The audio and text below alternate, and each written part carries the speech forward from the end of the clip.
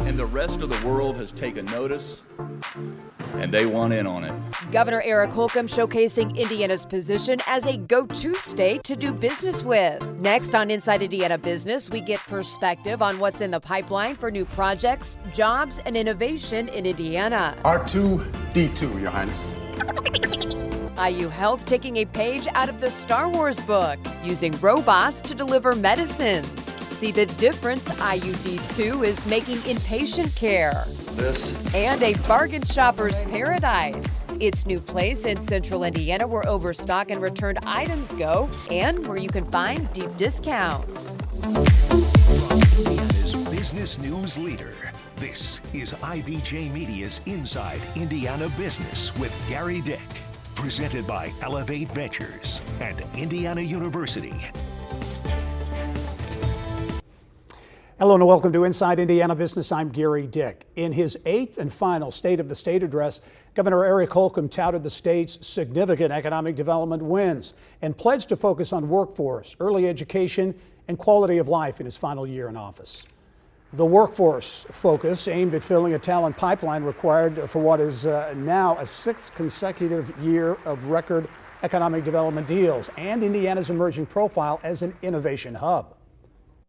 And the rest of the world has taken notice, and they want in on it.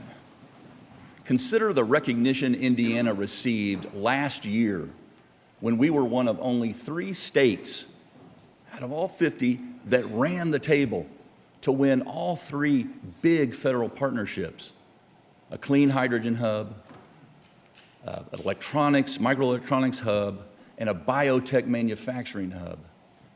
Each will result in millions in new investment and thousands of good, high-paying jobs, and they position Indiana to benefit disproportionately from America's renewed focus on defense-related manufacturing and our reshoring strategy. And a big headline from the speech could touch every corner of the state. Indianapolis-based Lilly Endowment to provide a $250 million grant, the largest in its history, to the Indiana Economic Development Corporation to fund quality of life projects statewide, housing, development, arts and culture, and more. And that's a big development as well. And joining me now with reaction to what it could mean for communities statewide, I'm pleased to be joined by Indiana Secretary of Commerce David Rosenberg. And Secretary Rosenberg, thanks for joining me. Great to be with you. Congratulations on the new studio. It looks great. You bet. Very excited about it. And want to ask you first off, this $250 million, it goes into the READY Fund, which communities and regions around the state have been very excited about, doing a lot of projects that otherwise wouldn't get done. How important is getting another $250 million to that effort? Truly transformational, and it's very humbling. Cannot thank the Lilly Endowment, Clay Robbins, Jeanette Hill, their entire team enough. I want to give a lot of credit to Governor Holcomb and the Indiana General Assembly for their vision for the READY program overall. They've invested $1 billion between READY 1 and READY 2 to focus on quality of life projects and population growth. That $1 billion investment by the state is expected to leverage $20 billion to go all statewide, focusing on population growth and quality of life. I can tell you no other state is investing $20 billion in those initiatives. So the Lilly Endowment Grant will allow us to continue to grow and augment what's already been successful, but also really focus on those transformational projects that communities are driving for. I want to ask you about record economic development numbers in 2023. 2022 was a big year. A lot of folks didn't think you could top it, but you did substantially. The numbers big in 2023, $28 billion, nearly $29 billion, 22,000 job commitments. What really drove that? What was the kind of the secret sauce, if you will? Yeah, really being aggressive to go get the economies of the future that we want, that drive our state: semiconductors, microelectronics, bio, life science, ag tech. And I still think after COVID and a lot of the geopolitical uncertainty, there's a lot of capital worldwide looking for that domestic production supply chain that can be stable here in the U.S. And so we truly have numbers that we haven't seen before. Add a little context: in the first 12 years of IDC's existence, there was a total of $49 billion of committed capital expenditure. We had over $50 billion in just the last 2 years. And that investment is happening statewide. In 2022, $11 billion investment happened in urban areas, $11 billion in rural and mixed rural. And even more importantly, it's a focus on true high-paid careers.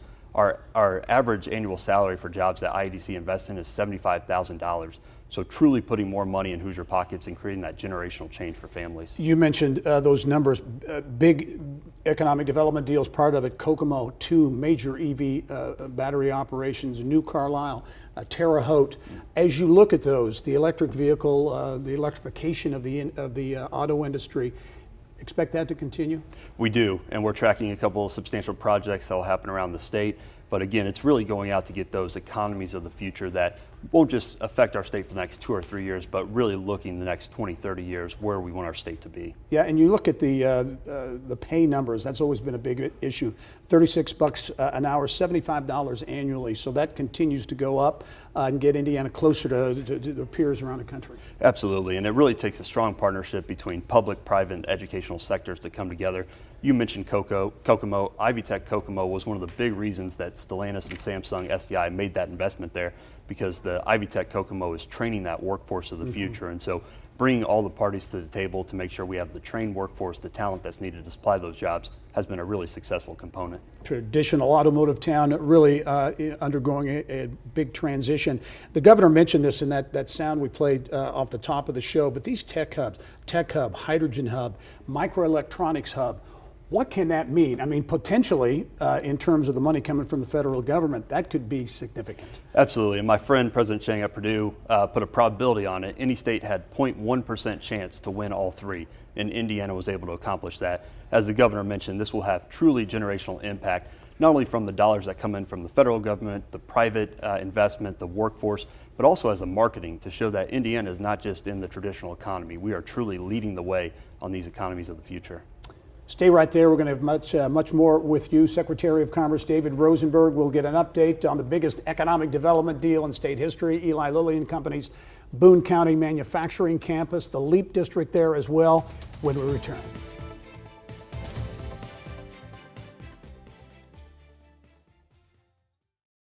At PNC Bank, we're committed to making a difference in the lives of our customers and communities by helping them move forward financially.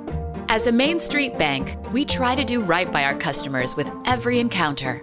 Our local teams offer personalized financial advice to help guide you in making the best decision. We're proud to be part of your community.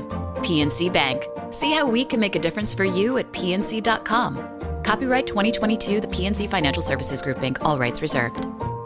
Welcome back as we continue our extended interview with Indiana Secretary of Commerce David Rosenberg. And Secretary Rosenberg, we were talking about big investments, Samsung SDI, Stellantis, General Motors, a number of big companies making big investment. When you look at those plants, those are significant in and of themselves. But then you look at the supply chain, the suppliers that will locate as part of that. How big is that? It's huge. When you look at Kokomo with Stellantis and Samsung SDI, $6 billion of investment in the Kokomo area, we expect their supply chain alone to bring about an additional $2 billion of investment, thousands of high-paying jobs. And so really having those industries that we've never had before in the semiconductor space, the EV battery space, those have a long lead time that continue to provide benefit for the state. I want to talk about the biggest economic development project in state history, Eli Lilly and Company, a massive manufacturing complex in the LEAP Innovation District in Boone County. That project well underway now. Is it on time, and what do you anticipate the impact is going to be there, again, from suppliers and others that are going to come? Absolutely, it's tremendous, and it's tremendous to get that investment from a homegrown company, $3.7 billion investment in the LEAP district. And it really underscores that 70% of the deals that IDC invests in are expansions of existing companies. The attractions get a lot of the attention, but 70% are those businesses already operating here that are looking to grow and expand. I think that underscores our stable business environment, the workforce and talent that we have, and the ability for a company to remain profitable long term here. I want to do an update too. A lot of attention paid to the water supply to the LEAP Innovation District and a plan to bring it from the Wabash River. That's been put on hold. It's going to be studied. Give us an update on where things stand. No, I appreciate the question. And Indiana has an abundance of water, and the plan has always been to study it. Right now, our partners at IFA are gathering all the data necessary that should Indiana be selected by a high water user for an economic development project here in Indiana, that we will have all the data necessary to make an informed decision on how to move forward. IFA, the Indiana Finance Authority, and they're doing a big study on it that probably be out later this year? Correct. Okay. Let's talk about the pipeline because that's certainly a big part as we look ahead. Late last year, you went to the state to say, hey, this deal closing fund that exists, we need money out of it to attract two massive deals. One, $100 million in incentives for a $4 billion investment, 2,700 jobs. Another $3 billion, 800 jobs. Two big projects. Are they going to happen? Well, I'm limited in what I could say, but we feel very strong about one and feel very, very good about another as well. And it just underscores the overall business development pipeline that we have in the state. It remains robust with nearly $100 billion of opportunity. Again, Indiana has proven on a world stage now that as we're going after these economies of the future, thanks to the governor, thanks to the General Assembly, we have the tools, we have the land, we have the talent and workforce, we have the educational institutions that companies are looking for. It's not just about getting the highest dollar amount in an incentive package that you can get. I think Stellantis had proved that, where Michigan offered nearly $1 billion of incentive and our offer was nearly 20% of that, but they still chose to come to Indiana because we can offer that full package in terms of workforce and talent, education, communities where people want to grow. So it's not just always the dollar amount, but it's being business friendly. It's having all those amenities that the companies are looking for. How about that workforce piece? You're talking about a lot of job commitments, a lot of concern. Hey, do we have those workers, the workers that are needed? You mentioned Ivy Tech and the role that it's playing. How's the workforce situation? It's strong, and the governor in his State of the State announced the one place to stop where you can go and get career training and find out what's out there. And it's really starting to look at workforce as a supply and demand. We know based on our pipeline what the demand will be in terms of jobs over the next 10 years. Really bringing along and working with the educational institutions, other state agencies, the private sector to ensure that we're training up that supply in terms of the workforce, having the credentials, the certificates, the training that's needed to fill those jobs we know are coming within the next 5 to 10 years. Marketing the state is a big deal. The NBA All-Star Game's coming up here in just a few weeks, a global opportunity. Is IEDC going to be involved in marketing Indiana to companies here? Absolutely. The governor in his legislative rollout said this year is about sell, sell, sell. There's so many good things going on across the state. We need to do a better job of telling our story. So this week at the Consumer Electronics Show in Las Vegas, we launched our Indiana For the Bold brand. That's going to be the brand that carries us throughout the year, announcing all the incredible things that are going on, and we'll certainly make the All-Star Game the global attraction that it is. Yeah, and quickly, the Global Economic Summit launched that 2 years ago, I guess. You're going to do it again this May. Yes, this May. Registration opens later this month. In 2022, we had over 30 delegations come from foreign countries to talk about and discuss the big ideas that are happening and how we can move towards solutions. We want to make 2024 even bigger and more impactful. David Rosenberg, Indiana Secretary of Commerce, really appreciate you taking the time to be here. We'll talk to you soon. Great. Thanks, Gary. All right. We'll do it best. CEO Dan Starr is my guest this week on the Business and Beyond podcast. Founded in 1945 in downtown Fort Wayne, Do It Best is a member-owned cooperative, though the second largest co-op in the home improvement industry and the largest privately owned business in Indiana. Starr explains why Do It Best moved its headquarters to the city's Electric Works campus. The proposal was centered around the importance of place. The fact that we needed to use this as an element of our ability to attract and retain talent. That war for talent is just as critical today as it ever has been. A can't-miss interview with the man in charge at Fort Wayne-based Do It Best on the Business and Beyond podcast presented by PNC. That starts Monday at InsideIndianaBusiness.com. Well, a new team member at IU Health. More on the impact of the IU D2 robot on patients and healthcare staff when we come back. NBA All-Star Weekend is just a few weeks away. The weekend will be a celebration of Black culture, sports, fashion, music, and art. All will take center stage. And this week's IBJ, learn how All-Star Weekend is a cultural destination. Read more in the IBJ's All-Star coverage at ibj.com/allstar.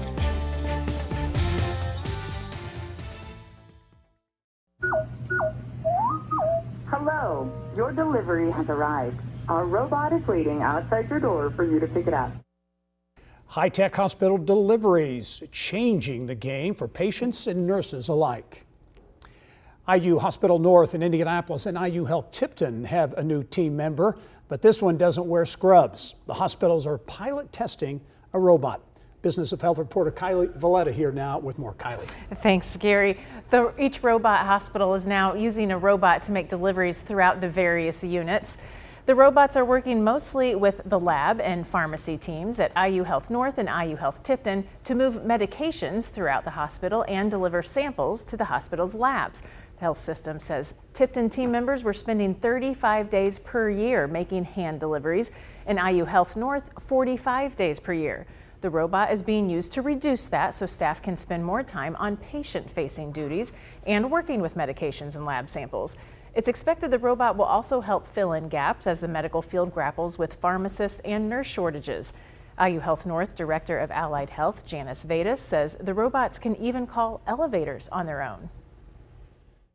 It does work through the Wi-Fi system and is able, we coordinated with the elevator company, and it's able to send signals, and you'll see the robot standing in front of the elevator, and then all of a sudden the button will light up magically like somebody pushed it, and when it goes in, the floor button will light up just like somebody has pushed it as well.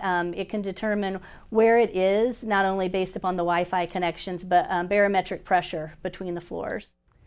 The robot will not be replacing any jobs, but will help staff stay on their units rather than leaving to make hand deliveries. Each robot is on a 4-month pilot, then leadership will crunch the data to see how the robots are used moving forward.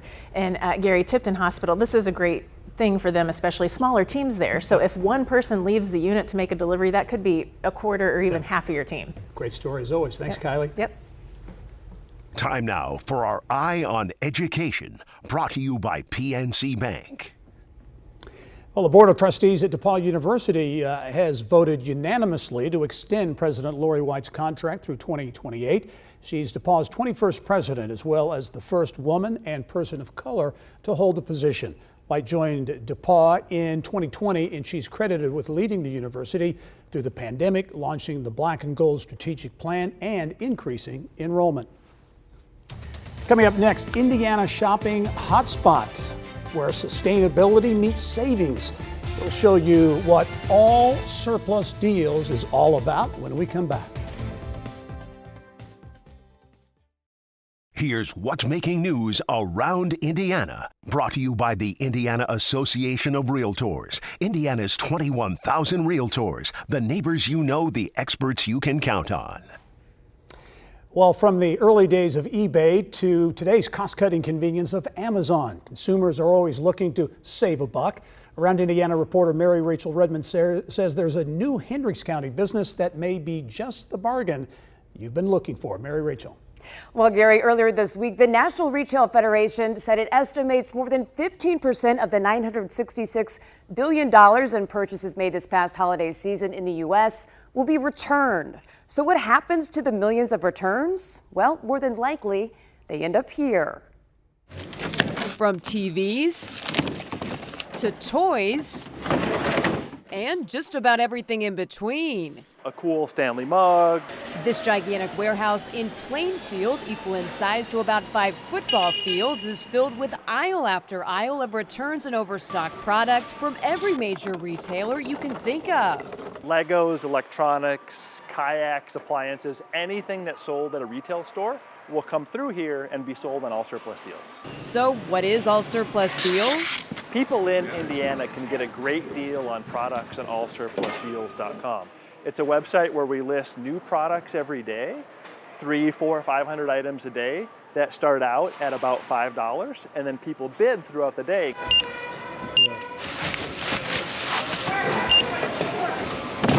One of the key steps of the process is actually examining some of the stuff that comes in. So how does that process work?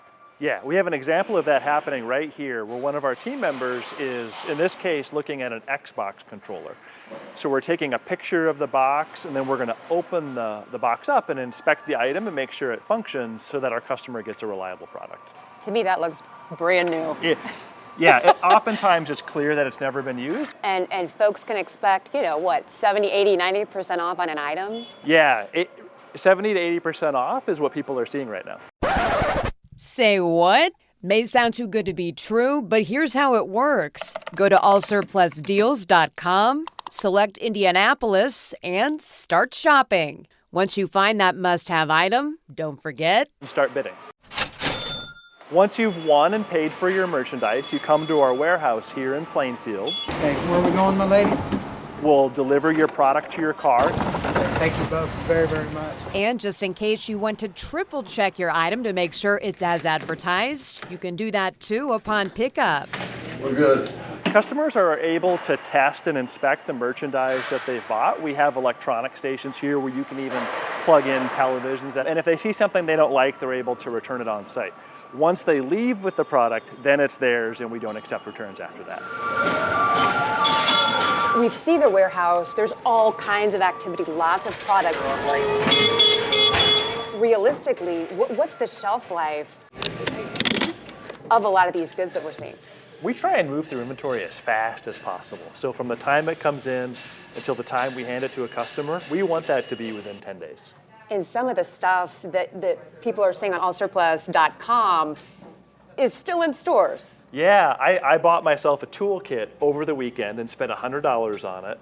It's for sale today on AllSurplus Deals. Right now the bidding is at $10. It'll go up from there, but someone's gonna get a killer deal on it. And it's never been used. That's right, never been used. That's a deal. And I'm a sucker for a deal too. So of course I had to get on AllSurplusDeals.com. And I gotta say, I'm glad I did. I won a Barbie dream house for my 4-year-old, $47, normally $300. Now that's a deal. Gary, back to you. That is a deal. Thanks, Mary Rachel. Well, hypersonic speed is at the center of a prize challenge competition at Naval Surface Warfare Center, Crane Division in southern Indiana. We'll have much more on that story next week. You may have noticed things look a little different in studio for Inside Indiana Business this week. A new look, a new feel, new graphics, new music, all made possible by our partnership with CBS 4 and Fox 59. The Fox 59 studios, our new production home here. Remarkable complex here on the northwest side of Indianapolis. Kylie is at a big wall. She'll be doing Business of Health reports, Mary Rachel Around Indiana reports. Really excited to work with the great team here at CBS 4 and Fox 59. Thanks for joining us this week. Have a wonderful week. We'll see you next week. Thank you for listening to the Inside Indiana Business Television podcast. Remember, you can get the latest business news from every corner of the state at InsideIndianaBusiness.com.